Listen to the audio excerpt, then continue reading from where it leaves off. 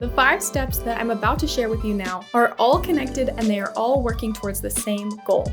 And this goal is absolutely essential to living a healthy life, to feeling good in your body. This is so important, and it sounds so obvious or basic, but it really is fundamental.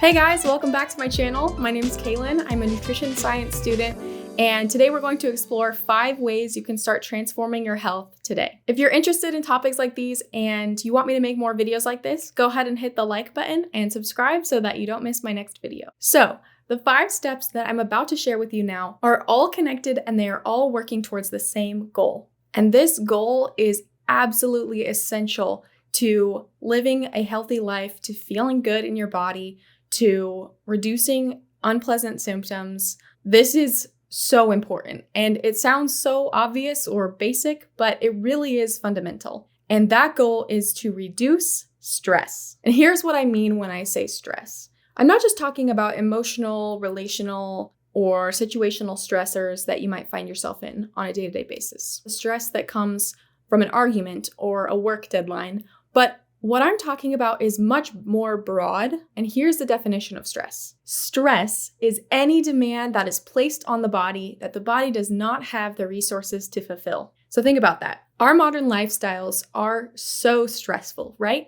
Not just in an emotional sense, but in a physical sense. We are surrounded by things that make it very difficult to live a low-stress life. Right? We encounter toxic chemicals on a day-to-day basis that have a real effect on how our bodies work and function. The soil quality here in America has been so depleted by monocropping and factory farming that the levels of micronutrients in our food have been steadily declining over the past century. Not only that, but our food is more fake than ever, and the fast food culture of our industrialized society is not conducive to health, right? There are additives and preservatives and chemicals that are added to our foods that have a detrimental effect on our bodies, on our digestive systems, and it has a ripple effect. These things add up and fill up the proverbial stress bucket.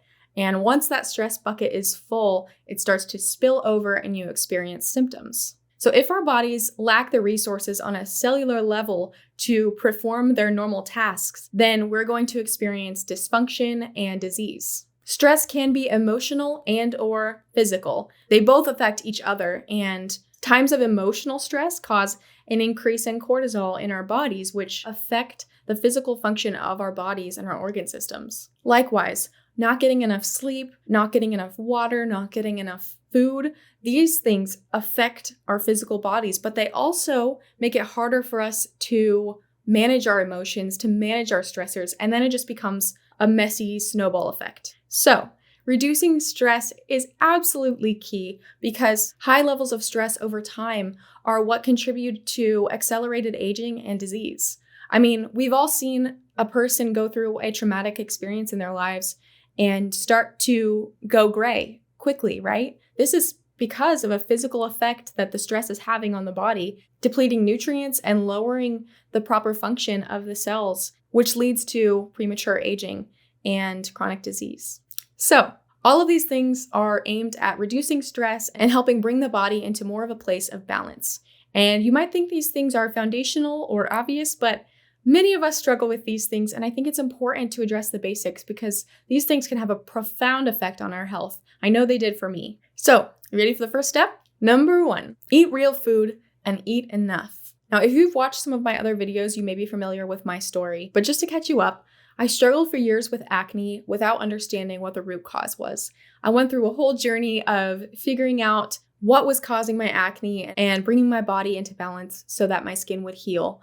But along the way, I made some mistakes. So I fell into the fad diets. I was on the keto diet for a while and I tried intermittent fasting. Now, these things might work for some people, but they can definitely pose a risk if you don't know how to do them correctly, which I didn't. And I find these 2 things especially problematic for young women because as women, our bodies are more sensitive to hormonal fluctuations, and stress has a significant impact on our cycle.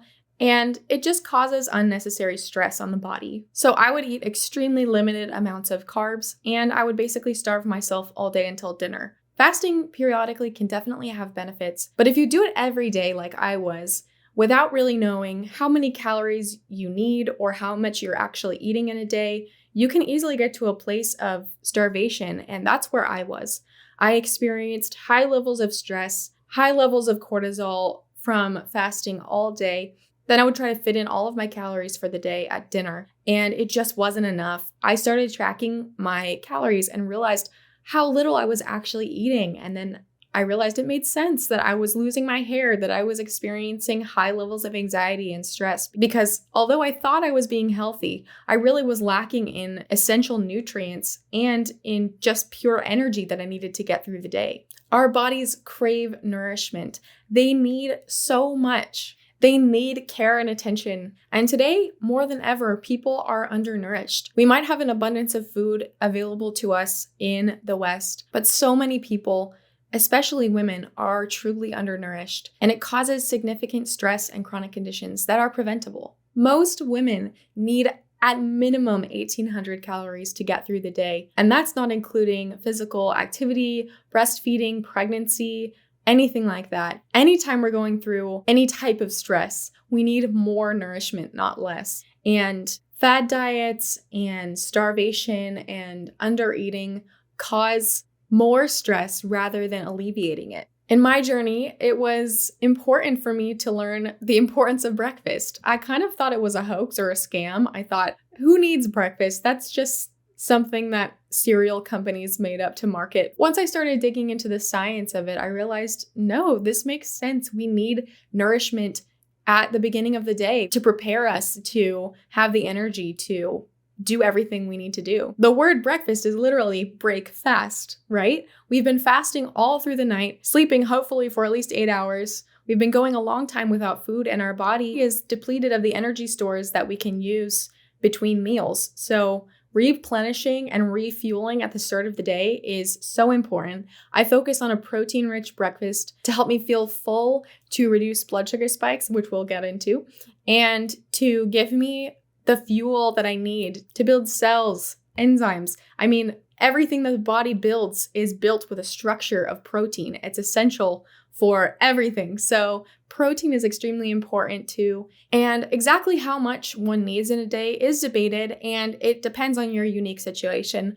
But many people believe the RDA, or the recommended dietary allowance of protein, is much too low for an actual healthy person. So personally, I try to hit 100 grams of protein a day, and that's bioavailable protein. So animal-based sources are most easily absorbed in the gut, and they contain essential nutrients that the body truly needs. I also wait to have coffee until during or after my breakfast. Think about it like this. You wouldn't try to drive your car without putting gas in it first, right? And drinking coffee on an empty stomach is kind of like trying to drive a car with no gas. Because coffee fuels and speeds up the metabolism, it's going to increase stress with no energy really to burn. And it's going to cause that kind of caffeine jitter feeling that I definitely used to feel. But pairing your coffee with food can help you feel much more stable and calm and have steady levels of energy throughout the day. Tip number 2, prioritize good sleep hygiene. It's just a fancy term for prioritize quality sleep. I used to say things like, I'll sleep when I'm dead and sleep doesn't matter, and I would sleep 4 hours a night and think that I was just fine. But that was ridiculous. The body needs sleep. We know how important sleep is for the body and the brain. The brain actually washes itself during sleep in a really interesting process where it gets rid of toxins and helps organize memories and does very important tasks that just need time to be done. And not just time, but quality sleep. So 8 to 9 hours is a great goal. I know it's not realistic for everyone, but if you really can prioritize that, I believe you'll notice a huge difference. It really depends on your career, your season of life, if you're a mom, whatever that looks like for you. But if you can, try to consistently go to sleep and wake up at the same time. That'll help regulate your circadian rhythm and get you on a good schedule. Also, right when you wake up, if you can expose your eyes to the sunlight, that helps send information to the pineal gland in the brain, which regulates your cycles of cortisol and melatonin to tell you when it's daytime, when it's time to wake up, and when it's time to go to sleep. Going outside in the morning, standing on the grass, just getting grounded in the morning at the start of your day can be a great way to help regulate those sleep cycles. This one's a hard one for me too, but it's also great to limit your screen time an hour before bed. And if you can't, at least try to use warm filters on your screens or blue light blocking glasses, anything to try to reduce exposure to that blue light right before bed, which can interrupt that melatonin production and your sleep cycle. Try to create a sleep-friendly environment. Invest in a quality, non-toxic mattress and bedding that help you feel comfortable during the night. Keep your room cool and dark. Blackout curtains are a game changer.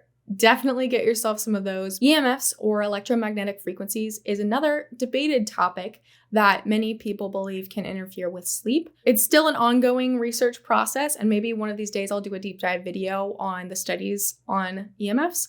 Many people find that they can sleep better if they don't plug things in right next to their head. If they actually unplug their Wi-Fi during the night, if possible, that can be something that can help your sleep. Also, if you do have significant sleep disturbance, it's really important to try to address the root cause of what could be behind that. Are you getting enough food throughout the day? If you're not, you may find that you're waking up often in the night to go to the bathroom, or you just can't sleep. We want to be getting to a place where we can sleep through the night without any wake-ups. If you're not eating enough through the night, the liver will be depleted of glycogen, which is basically its storage form of energy, and you're going to feel hungry in the night. You're going to feel stressed. You're going to be like, why can't I fall asleep?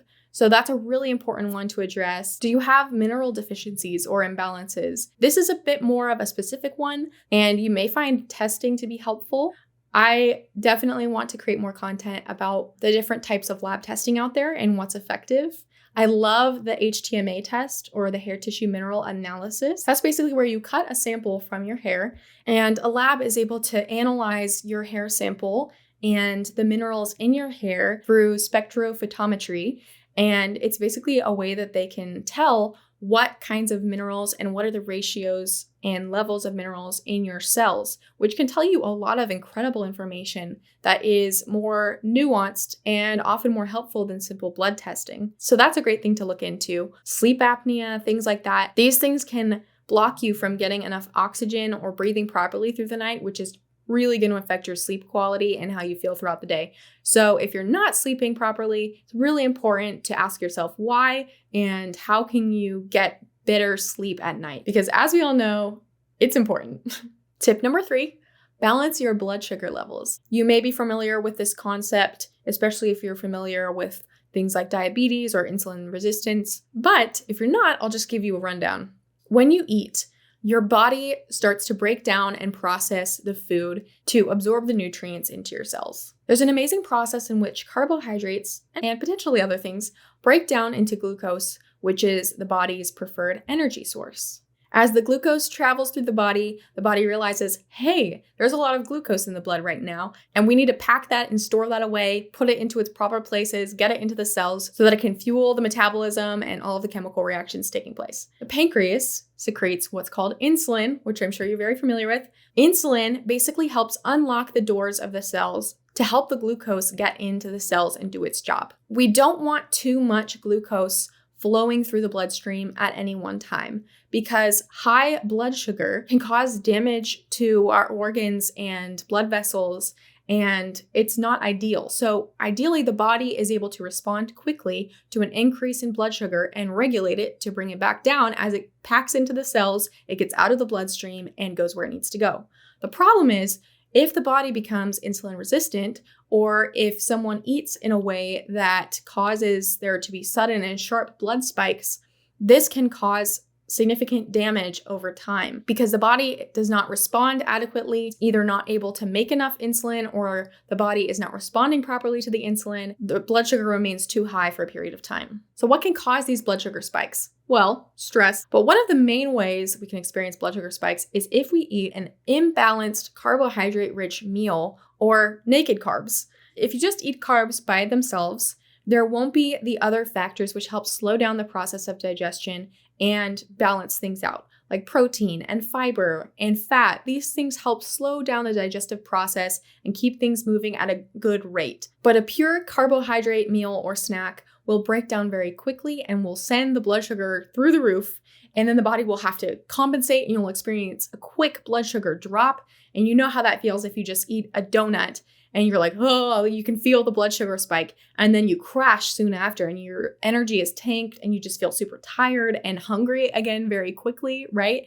That's that process of blood sugar spikes. That roller coaster can really harm our health. So how do you avoid this? Well, a great way is to eat consistently. So I try to eat every 3 to 4 hours and not to go too long between meals because that can cause your blood sugar to drop. And it's important to keep it fairly steady. You're still going to go up and down. But if you eat balanced meals full of carbs, fat, and protein, it's going to give you a much more mild blood sugar rise, and it's going to be steady for longer rather than sharp uphill, sharp downhill. That's what we want to avoid. So consistently eating every 3 to 4 hours, eating nourishing, balanced meals, focusing on around 30 grams of protein or more per meal can really help your body get a good amount of food that is filling and gives you energy for a long period of time. Many conditions that people deal with have a metabolic root, right? They're connected to the metabolism. They're connected to a way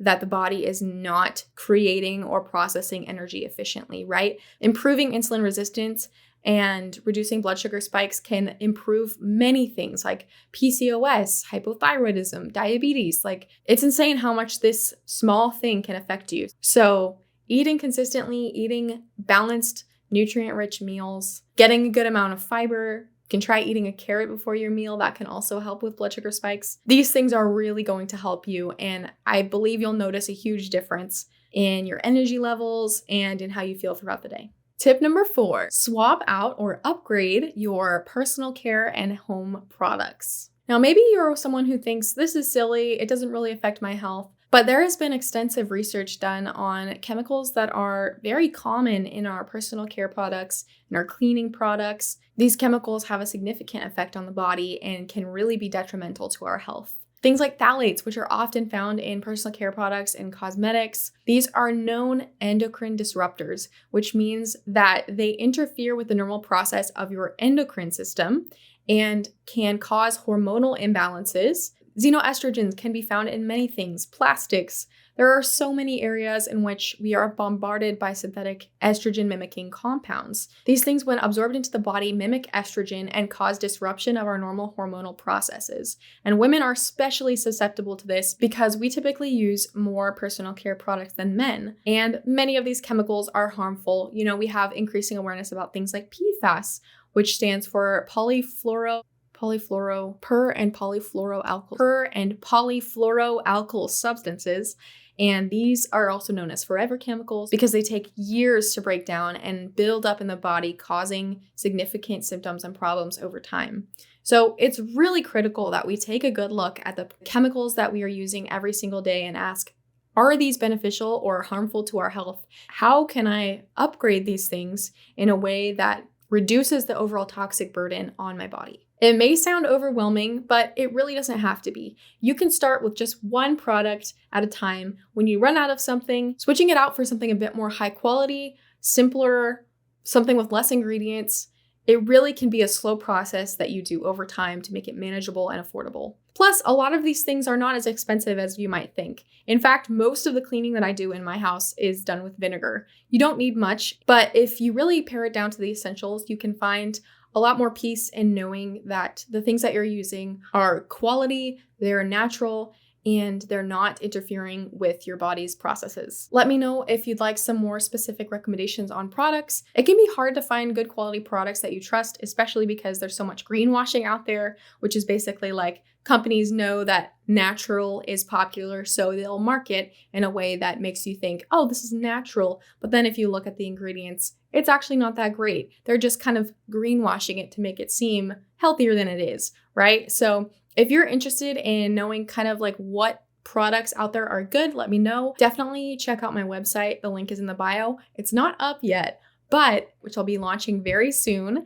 And you can enter your email so that you'll be notified when it goes live, and I'll have a page there for recommendations of products. Tip number 5, make room to breathe. Truly, it's so easy to overlook or neglect the simple habits that can have a significant effect on our health. In our busy lives, it's easy to neglect ourselves and it's easy to forget that the simple things really do matter. Part of reducing stress and improving your health does include moving your body, but maybe you're someone who's been over-exercising and you need to scale it back a little bit to reduce the stress on your body. Or maybe you've been under-exercising and you know that you need to move your body a bit more. So finding that balance, figuring out what works for you, even if it's just going on a daily walk, getting outside, moving your body, getting in the sunshine, just doing those simple things to help reduce that stress load and get you into a parasympathetic state, which you need to be in order to properly digest your food. So at meal times, really taking a break, taking a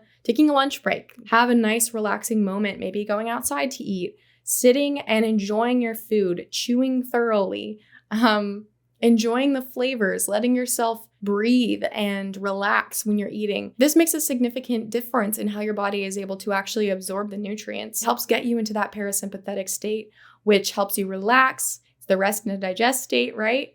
And it really will improve your day if you allow yourself those little breaks and moments of relaxation. Prioritize little things that help you enjoy the moments of your day and help bring your body into a place of peace. Whatever that looks like for you, just make sure that you don't overthink it, overanalyze, stress about it. Really just try to enjoy and slow down in our crazy lives. Don't forget to prioritize the little things. So you made it through all 5 steps. To summarize, eat real food, eat enough, prioritize good sleep hygiene, balance your blood sugar, swap or upgrade to cleaner products, and make room to breathe.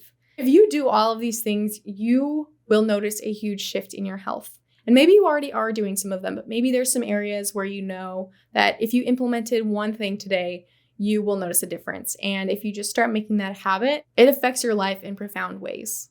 I encourage you to implement these things gradually and just take it one step at a time. Maybe just pick one thing that you want to implement today. Build up to new lifestyle habits that will really take you a long way. Let me know what kind of topics and content that you want to see in the future. Leave a comment below. I'd love to hear from you.